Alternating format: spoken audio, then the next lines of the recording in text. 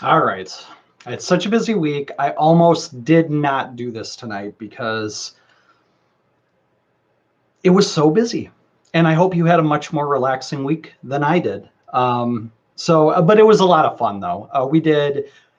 We took part in Create Portage County. They do this film contest every year where they you sign up for it, which I did this year just in case we decided to do it. I didn't think I was going to, but signed up just in case. Um, and what they do is they give you like a line that you have to use, a character, a genre, and they basically give all this to you, and you have like 48 hours to like bust your ass and like make a film.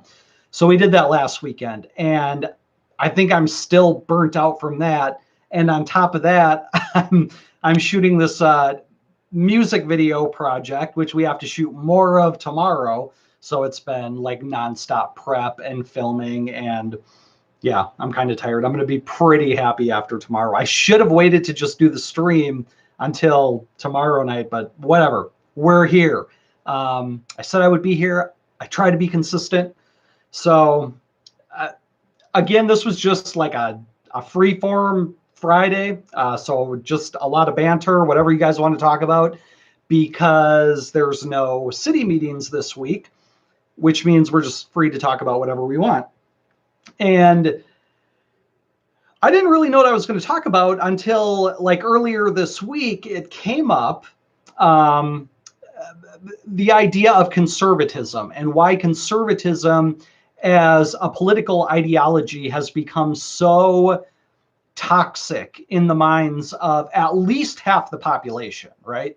So that got me thinking about why is it that conservatism is, because it's an attractive ideology, right? Because conservatives stand for limited government and less taxation and things that you would think that most people who live in America would appreciate very much, because that's what it's all about. Like living here is supposed to be all about freedom and keeping the government out of your life. And so I'm like, well, why is it that it has um, become just like anathema to claim that you are a conservative? I don't, full disclaimer, I do not claim to be a conservative, but I grew up around conservatives and was probably considered pretty conservative most of my life. I have a lot of conservative friends and family to this day. And so, it just kind of got me thinking, like, why is it that people would hate it so much?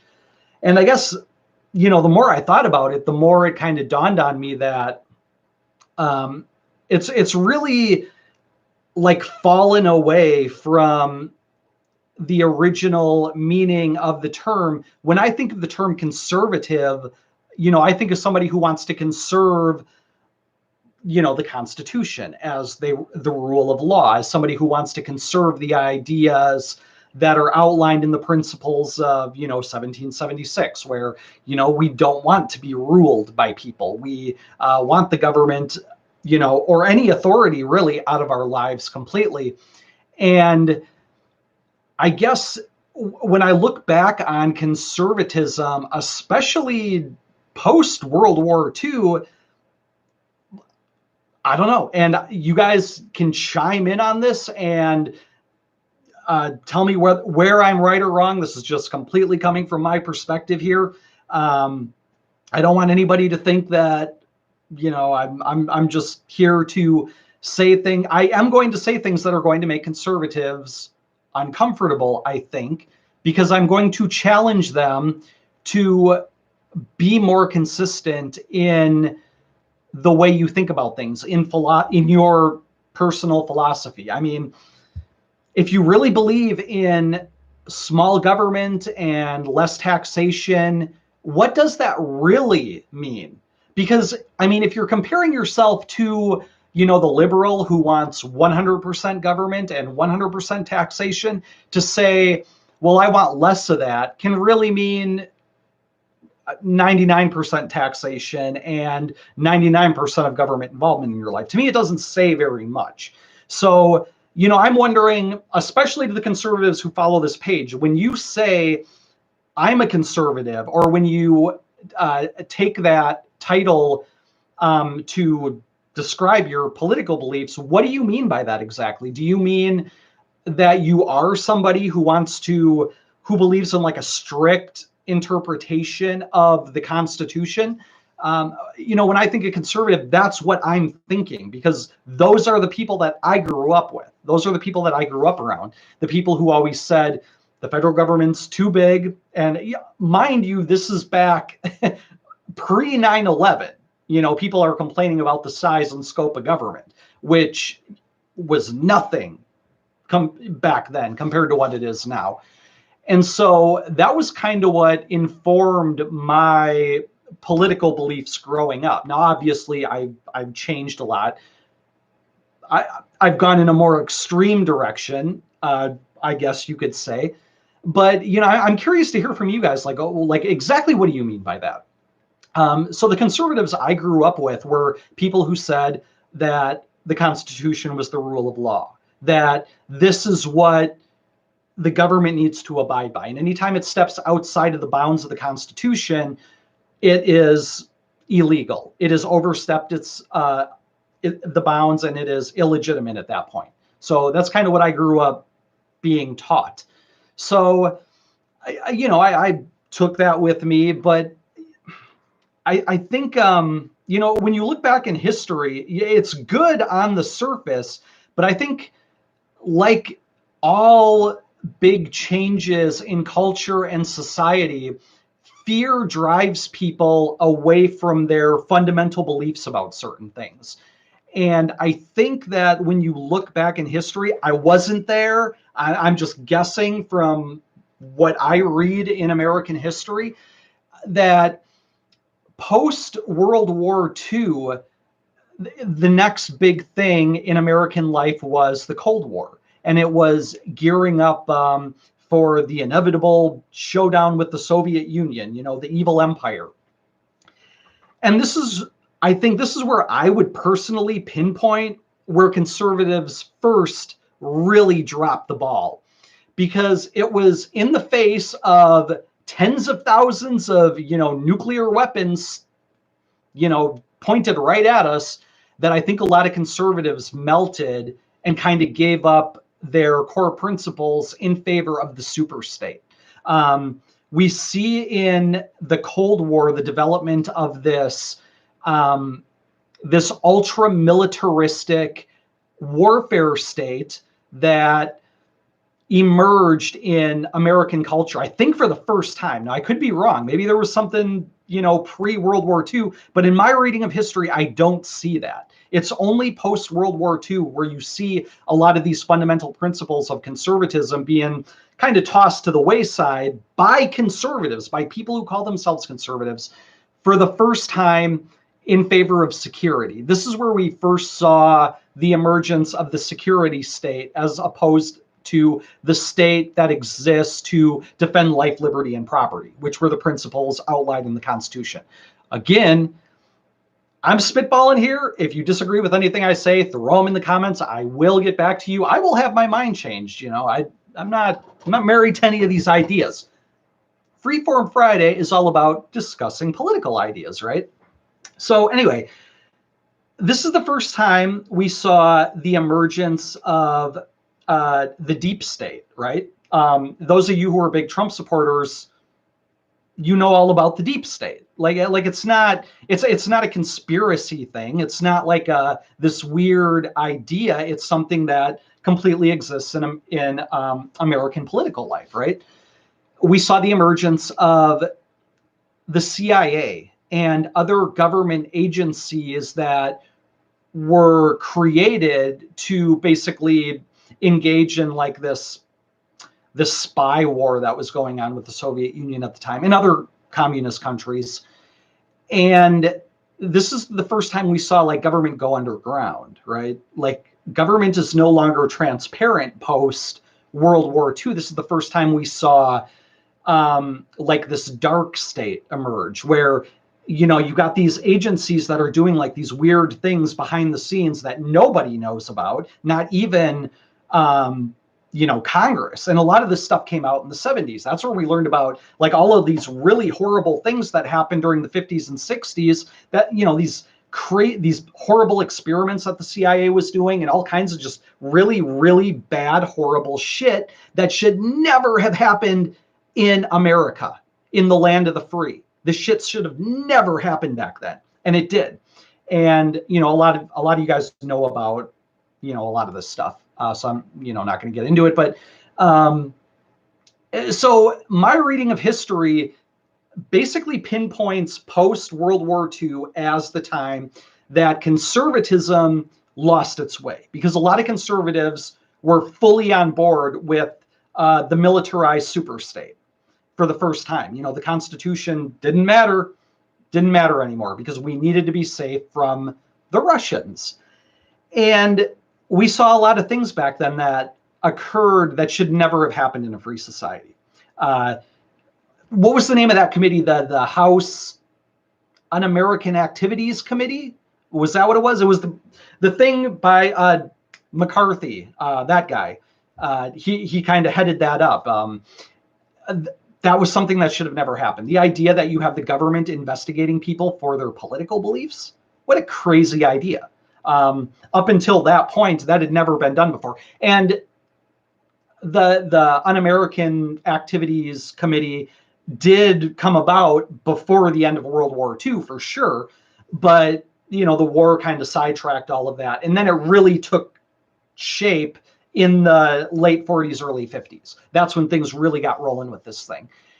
And again, you see a lot of conservatives that are like, oh yeah, this has to be done, again, in the name of security, because if we don't do this, the Russians are going to kill us all, right? This was all about, instead of letting freedom flourish, instead of letting the principles of 1776 that had brought us safely all the way to this point, conservatives let themselves be duped into believing that somehow everything was new and different now because of the emergence of the atom bomb and this massive evil empire known as the Soviet Union that was, threatening us, which, let's be honest, nobody was threatening America, okay? Nobody threatens America to this day, okay? But people let themselves be scared by this, and they gave up their principles. So from there, you get into the 60s, and you just see kind of the escalation of this. You see the escalation of this fear and its transformation into this attempt to, call out to government to keep you safe. And, when you get into things like the Korean War, you get into things like the Vietnam War, especially. Again, these are things that in retrospect didn't need to happen. This was a vast departure from what was up until that time, a very conservative foreign policy, which said, we have nothing to do with the affairs of the world. Like, the only policy we have for our military is to defend the United States homeland. That was it. That's what it was historically. And after World War II, that drastically changed. Then we started to accepting police actions. They weren't wars, so you didn't have to declare them anymore. You just had to have the president call them police actions. And now you can do whatever you want. You can go and fight all these little proxy wars against the Soviet Union. And again, conservatives lost their way when it came to that, because a lot of them just lined up to get involved with these wars. And, with Korea, you can make the argument that, maybe North Korea would have taken over South Korea, but you don't know. It's all speculation. You have no idea. What we do know is that we went to Vietnam, and 70,000 of our people were slaughtered over there for literally no reason. And, Vietnam vets today are, very bitter about that war, and they should be. Again, conservatives at the time lined up behind this. And the people who opposed the Vietnam War back then were the people that they regarded as enemies. And this is another place where conservatives dropped the ball. The hippies were not your enemies. The people that were opposing the Vietnam War, the whole culture was being ripped apart over this war. And you had the draft. And who was there speaking up against the draft? There's no, if you believe in freedom, if you believe in freedom from government, if you believe that government doesn't have a right to impose itself upon your life, then you most certainly cannot accept the premise that government can take your life, that government can force you to go and give your life somewhere overseas in some jungle. And that's what they did. That's what the draft did. And so, again, this is a place where conservatives should have stood up, and they should have said, you know what? No, because we believe in limited government, and no government has a right to demand your life from you. No government should have that right. But they dropped the ball, and they made it about, the hippies that were protesting and things like that. Again, this was just, it didn't have to happen. What we're seeing in kind of this like brief run through history, from my perspective, is we begin to see the poisoning of the conservative brand.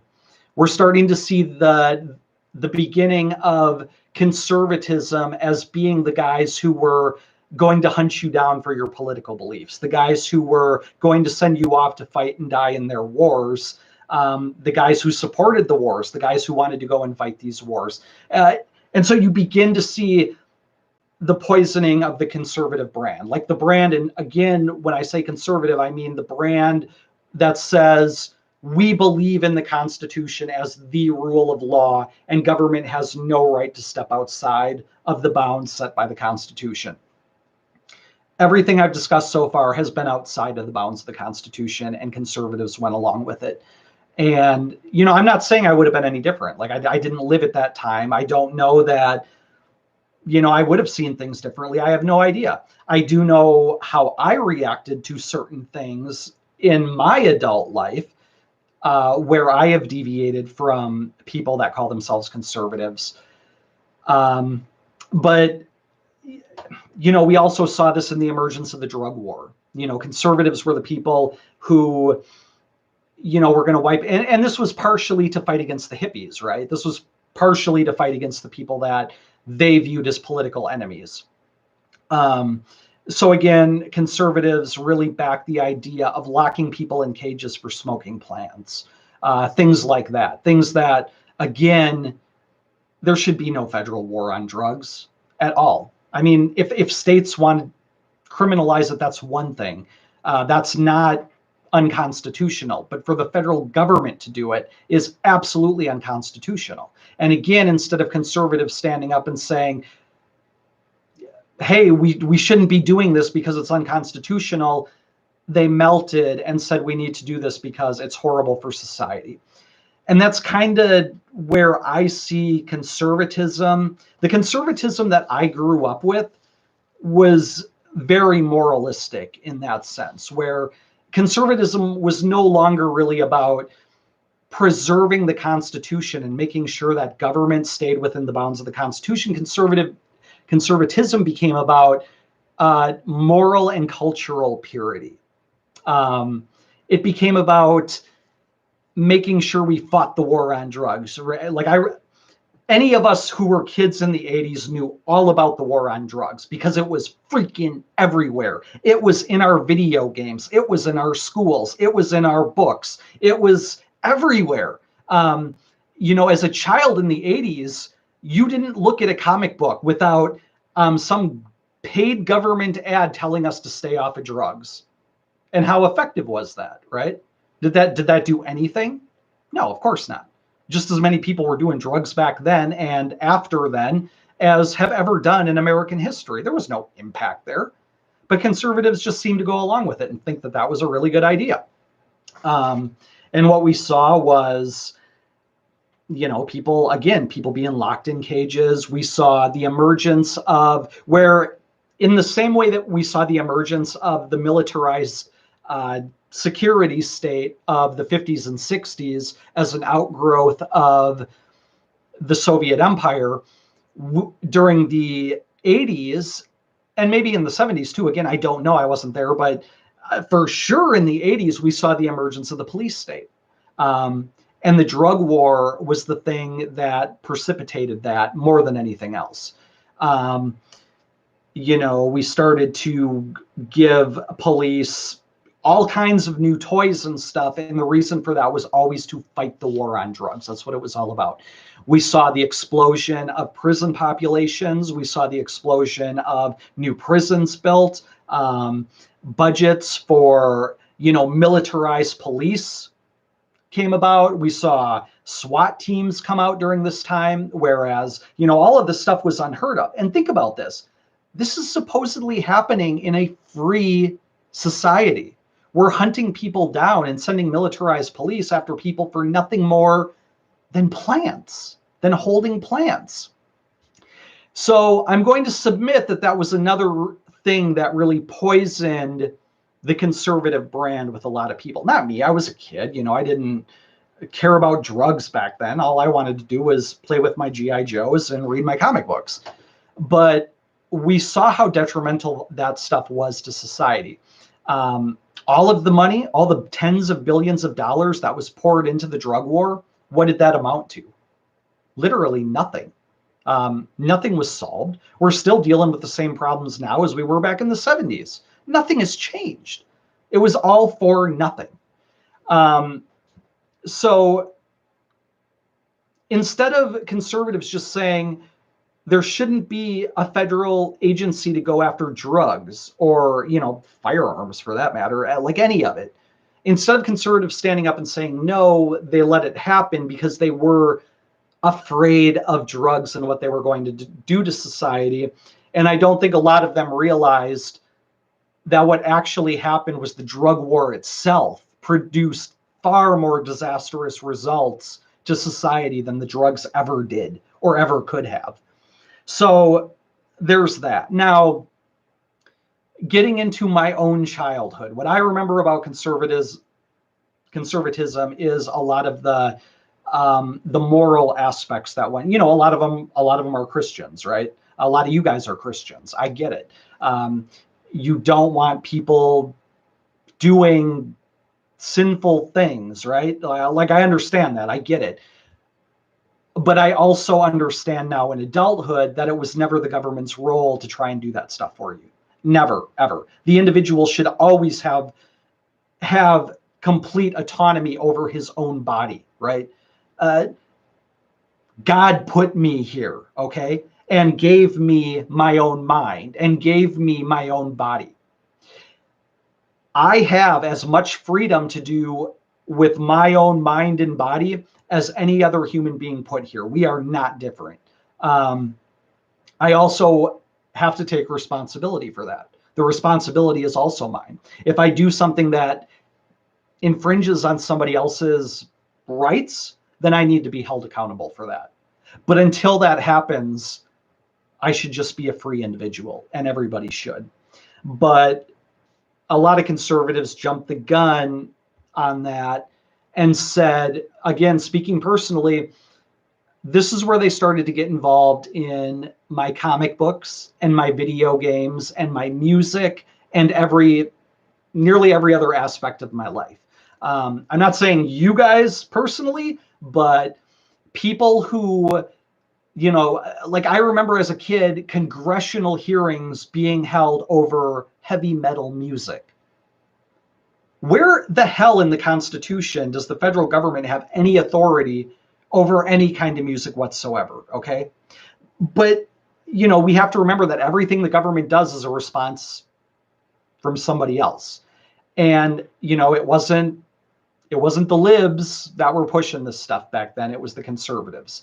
Or at least the people who called themselves conservatives. Maybe some of you will argue that the people behind all of these really horrible things throughout history, the wars, the drug wars, the security state, or the super state, really, the police state, the drug war. Maybe you will argue personally that these people, maybe they called themselves conservatives, but they weren't really conservatives. They didn't deserve that title because of the things that they advocated. And that would be fair. That would be a fair argument to me. Now,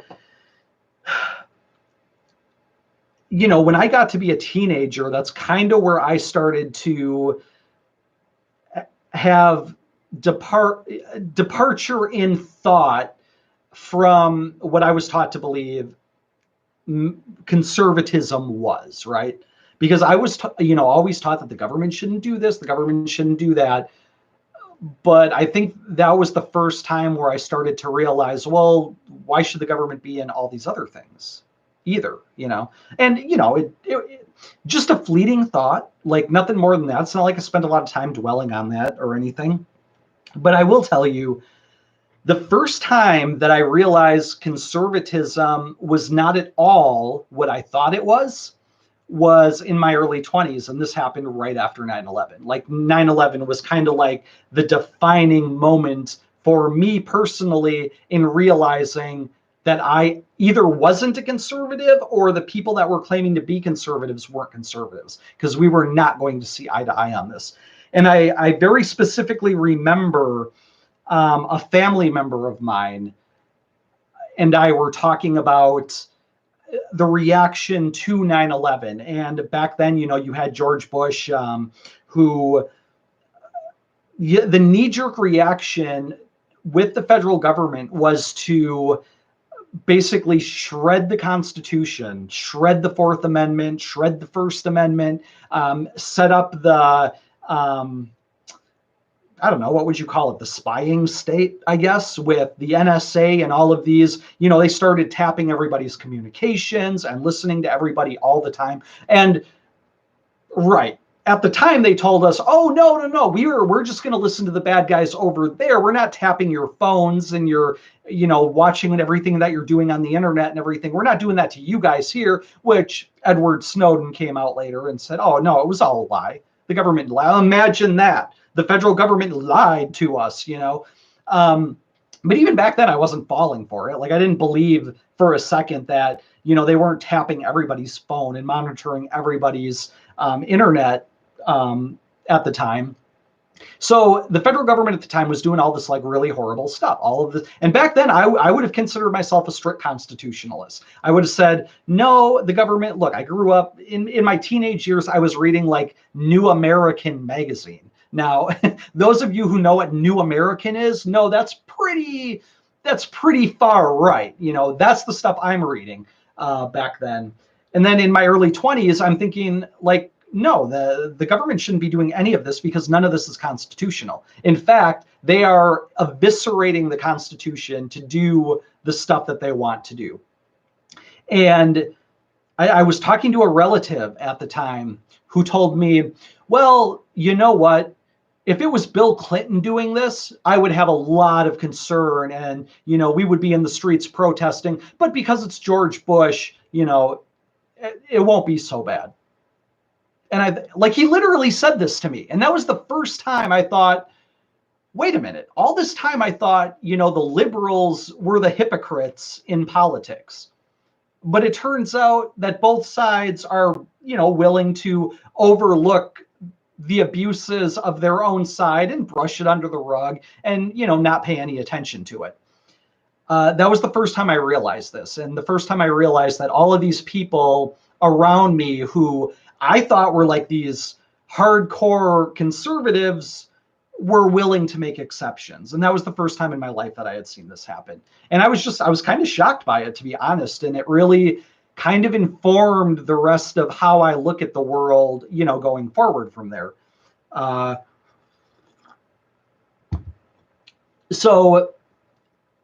Another thing that I really departed from at the time was the war in Iraq. When the government was gearing up to go to war in Iraq, I was the only one among my family, not the only one in my entire family. There was a couple, family members who saw through the bullshit the same. But like, everybody at my church, used to be a church going person back then. And yeah, I just really, like, everybody was just like, rah, rah, USA, to invade a country. And I thought, is this what conservatism is? Is this what it is? It's the idea that we should go and we should just invade people now, huh? That's what we're doing now. We're just cheering on flat out invasions of sovereign nations, really. That was the moment. It was the Iraq War that really soured me on conservatism.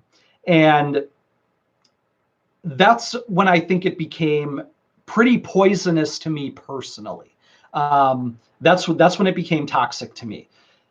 And like I said, I kind of laid out, this slow move towards all of these horrible things that people really hate. And to me, back then, I just thought the most horrible thing in the world is the idea that the United States was now just an aggressive superpower that was just going to go and invade people at its pleasure. And that really soiled my beliefs in, like, America as a concept too. Like that really wrecked everything that I thought America was.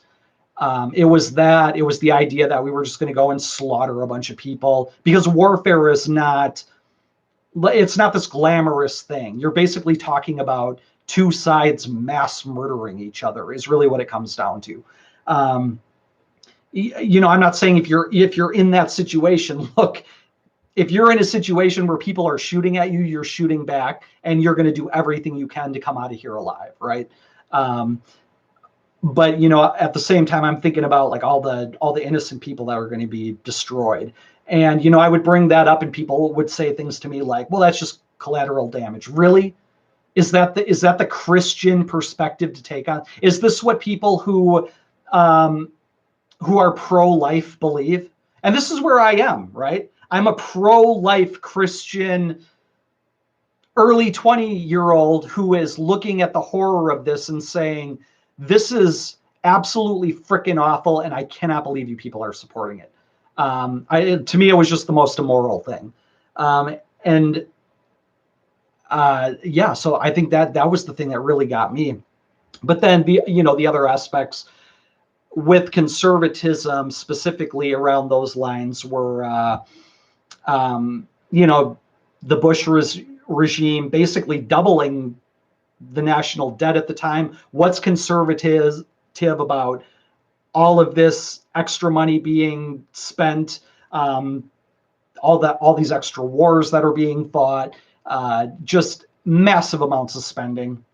I still remember George Bush's speech post 9/11, where he said some really chilling things that, at least that I thought, were pretty chilling. And this is a guy that I generally thought was going to be a good president, right? This is generally a guy I would support. I didn't vote for him. I voted for I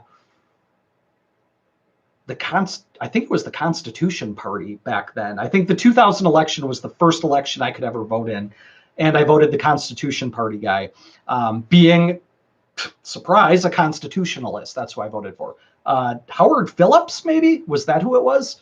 I think it was Howard Phillips. But anyway, I voted for that guy. Still, I thought George Bush was going to be, perfectly fine. He gives a speech post 9/11, and he talks about how you're either with us or with the terrorists. And frankly, I thought that was chilling as shit. Like, that literally sent a chill down my spine when I heard that, because now I felt like we were now on the cusp of becoming the evil empire. The Soviet Union's gone, a decade by this time. We were now, it looked to me, becoming the evil empire. And that's when I really soured on the entire Bush regime, just the reaction. And again, the Bush legacy could have been one that is cheered today if only he had given a much different speech, instead of one that was chest pounding, tough guy, we're going to go to war against everybody. If he just would have, The entire world was on our side back then. Let's not forget this. Even most of the Muslim world was out in the streets mourning us back then. And now we're like the most hated country in the world. And it's, again, because conservatives failed to stand up and say, no, what you're doing is wrong.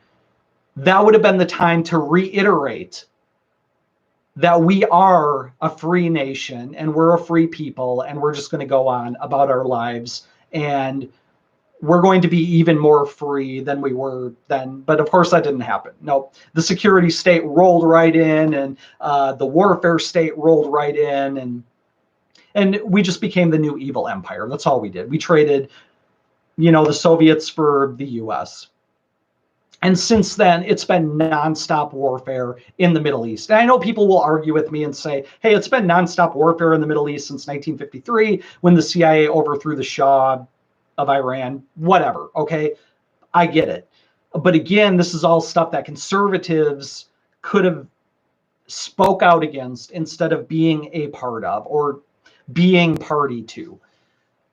Because a lot of the foreign policy is a big deal, man. A lot of what we are dealing with in terms of foreign policy today could have been avoided all the way back post World War II. And unfortunately, conservatives decided to go a different route with it. It did not work out. In retrospect, you guys who supported it back then couldn't have known. I understand that. Like, nobody could have known how the stuff was going to turn out. But in hindsight, we should see that a militaristic foreign policy has not served us well at all. It's just heaped massive amounts of debt on our heads. It's killed a lot of our friends and family. It's murdered a lot of innocent people. And that really freaking sucks from my perspective. And that should be something that we should not be cheering or be supportive of. Be supportive of the military all day long. Don't be supportive of what your government is doing with the military. Our friends and family who are sitting overseas in some desert wasteland right now should not be there. They should be at home here. They should be here. It's not fair to them. And to see conservatives cheering this kind of thing, instead of trying to rescue their boys from overseas, which they're only over there because a government who doesn't give a shit about you sent them over there. And you're somehow cheering this. I don't understand that. That is a really toxic aspect of conservatism to me. I think we need to reevaluate that. And again, I'm coming at this as somebody who thought they were a conservative. Again, this is all just, it comes back to the Constitution. It comes back to limited government, all these aspects. So it wasn't until, I'll be honest, I swore off conservatives. I swore off conservatism. I thought it was just a bunch of warmongering, evil people, until Ron Paul came along. All right. Ron Paul was the guy who basically came in and said, no, you were right all along, and all of these people were wrong. Okay.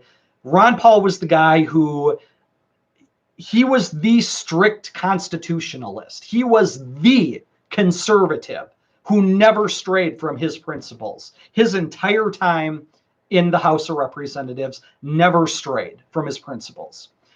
This is the guy that's on a lot of votes is very often the only guy who voted no on something. They called him Dr. No, right? And so when Ron Paul came along, that was the first time that I saw what a real conservative looked like, a consistent, philosophically consistent conservative looked like. And I thought, wow, okay, so conservatism is actually a really good and powerful philosophy. People they were led astray by charlatans like George Bush and, Richard Nixon and all these other, faux conservatives who wanted to do all of these unconstitutional things and got people to support him for it. So, so Ron Paul, he was my guy. That's the reason I got involved with the Republican Party. And being involved with the Republican Party, you can absolutely see the fallout of 50 years of 70 years at this point, because I went all the way back to like the early 50s. So 70 years of conservative degeneracy. That's what I'm going to call it. Conservative degeneracy. 70 years of it take place. So, I go to a lot of the caucuses and everything for the Republican Party, and you're going to see more people supporting big government at these caucuses than you're going to see at a Democratic Party. I'll be honest. I don't see, like, I've never been to a Democratic convention, but, when I go to some of these other caucuses, I don't know what makes them quote unquote conservative, because they're just supporting all these anti-constitutional measures anyway. So anyway, since my early 20s and since 9/11 and Ron Paul, obviously I've gone even further to the right since then, because I do spend a lot of time thinking about these things. And one of the big things that is very important to me, but maybe not so important to other people, and this may make you very uncomfortable, my saying this, but a lot of people just aren't concerned with being consistent in their ideology, in their philosophy. To a lot of people, being a conservative means watching Sean Hannity and just believing whatever Sean Hannity says. That's what being a conservative is. I wouldn't say Sean Hannity is a conservative at all by any stretch of the imagination. And he's just an example, right? Like, there's nothing conservative about him. But I think a lot of people kind of believe, and I used to be one of those people that used to watch Fox News all the time. Yeah, I used to watch Bill O'Reilly pretty religiously. I have since come to think of Bill O'Reilly as very liberal. He's certainly not a conservative. Now, a lot of people are going to be like, what are you saying? How can you say that? Well, again, because I've gone a lot further to the right than Bill O'Reilly or any of these people.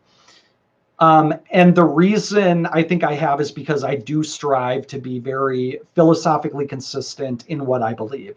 When I say I believe in limited government and low taxation, I 100% mean that. Like, no matter how limited you believe government should be, I'm talking to like just about everybody out there, I believe it should be more limited. Okay.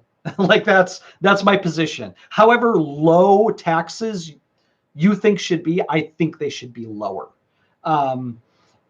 Like, there's no end to where I'm willing to slice government and slice taxation and all these things that, conservatives say that they are against.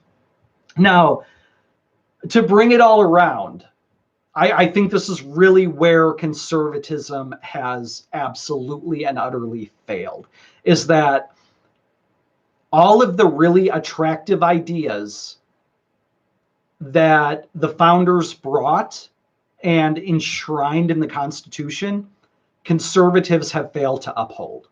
Conservatives have failed to consistently promote and advocate for. And I think because of that,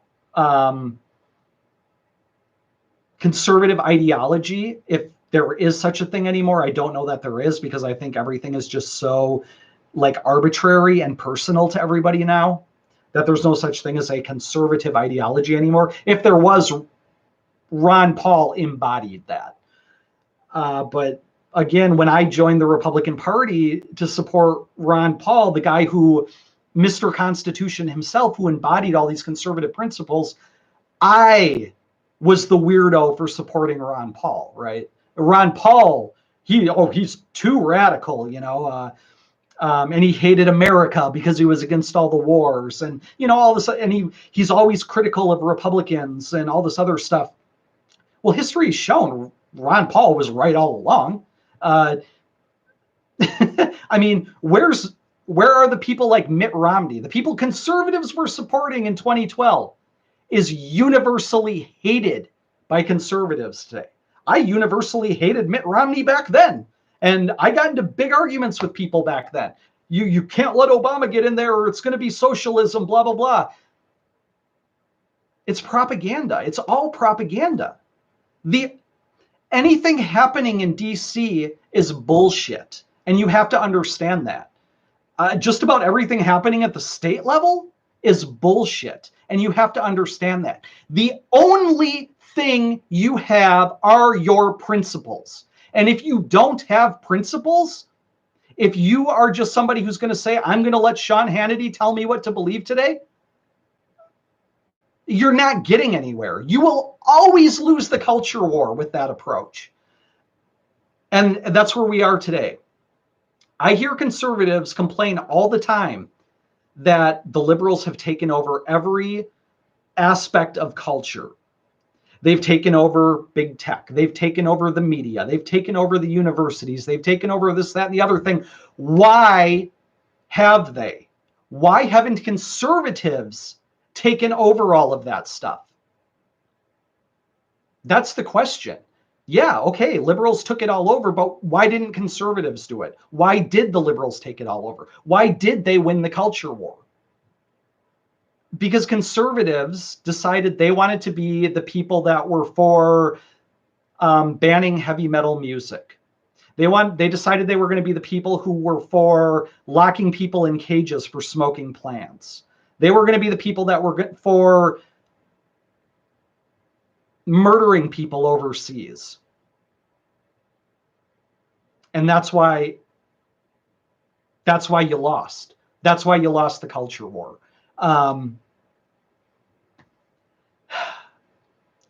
I have I don't want to say tremendous amount, but I do have success in bringing pretty hardcore liberals over to my way of thinking. I've been able to turn hardcore liberals into hardcore anti-government people. Okay. And I didn't do that because I told them we need to ban rock music or gay people shouldn't get married. There's another thing that conservatives fought so hard against, gay marriage, when all conservatives had to do was say government shouldn't be involved in marriage. That was the conservative position. But y'all decided that no, gay people just shouldn't get married at all, and we should be able to dictate what churches allow and what they don't. Okay, you became toxic again on that aspect. All I had to do back then was say government shouldn't be involved in marriage at all, period. End of story. So, again, there's so many ways that conservatism, there's so many good ideas with it, and there's no reason why it had to fail. Okay, there's no reason why it had to fail the American people, and it did, because conservatives failed to stand up. And back to my point, like I can convert a lot of liberals over to my way of thinking, and I didn't do that by saying gays shouldn't get married or rock music should be banned or there shouldn't be blood in video games. How well did that work out for you? That whole thing. That's not the approach I take. I take the approach that whatever you think you're achieving by using government is basically just pointing a gun at somebody and forcing them to do what you want. And I've gotten people to recognize the immorality of that and basically switch sides. Just go from believing that socialism is the greatest thing on earth to believing that people should be free to do whatever they want. That's what I have been successful with. So, I wanted to do this to kind of throw this out there and give you guys some food for thought, because I know there's a lot of really hardcore conservatives out there.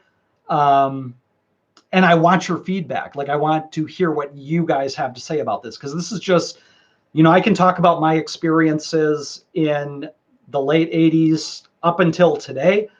But prior to that, it's all history to me. Like, I didn't exist before then. So it's just what I can infer from the history of the time or talking to people who are older than me, who lived back then, who experienced things.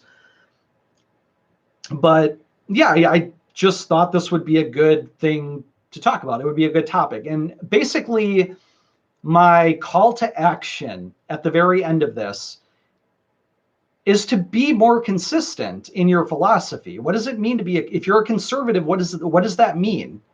Because to me, it means you're trying to conserve the Constitution. You're trying to conserve the principles of 1776. It doesn't mean all of this baggage that people have piled on top of you since then. Okay, in the last 70 years.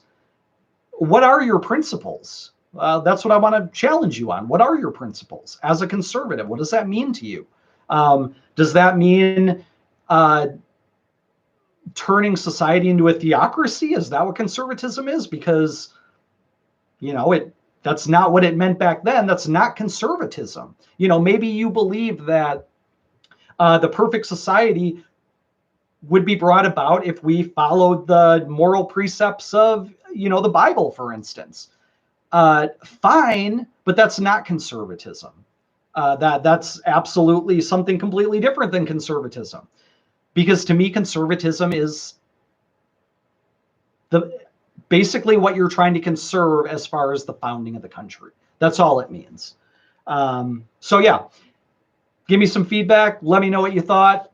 I want to hear what you have to say about this. I think it's an interesting discussion. I personally strive to be very consistent with everything. It just makes it easy when you're arguing with people, especially, it's just, I don't have to defend all of these dumb things that so-called conservatives say, because I can say, well, no, I don't agree with that. I think that's stupid. I'm free to say that, and I very much enjoy that. So yeah, I'm going to cut this thing off and go do something else. So cheers, everybody. Have a great weekend, and I'll hear from you later. Bye.